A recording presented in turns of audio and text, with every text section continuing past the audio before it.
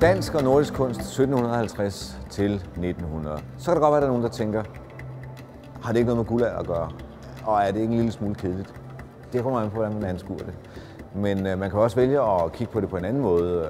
Kigge på det som, hvad vil det egentlig sige at være dansker nu og for et par 100 år siden? Og hvad vil det egentlig sige at være menneske?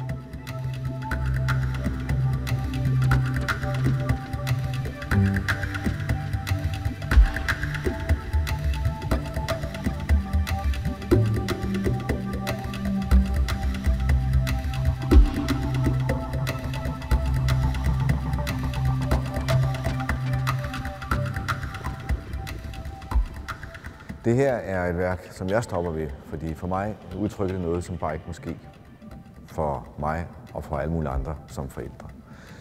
Det er Niels Hansen Jacobsen, der har lavet den her skulptur, og han har taget udgangspunkt i et H.C. Andersen eventyr, historien om moren.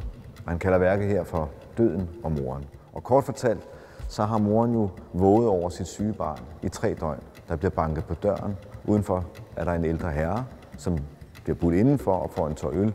Men moren, som er så træt, hun falder i søvn.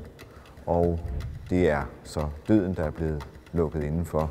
Og døden tager så det lille barn med til det ubekendte land.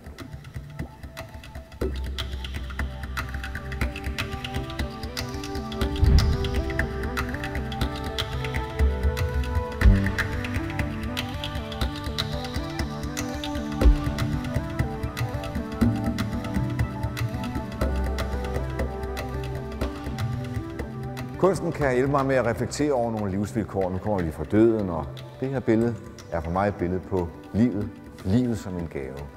Det er malet af Willumsen og hedder Bjergbestigersken, og man kan jo ligesom læse flere betydninger ind, hvis man vil. Det kan være et billede på mennesket som verdens hersker, det kan være et billede på den stærke kvinde, eller også så kan det være et billede på, at Willumsen han var smaskforelsket i sin kone Edith. Man bestemmer selv.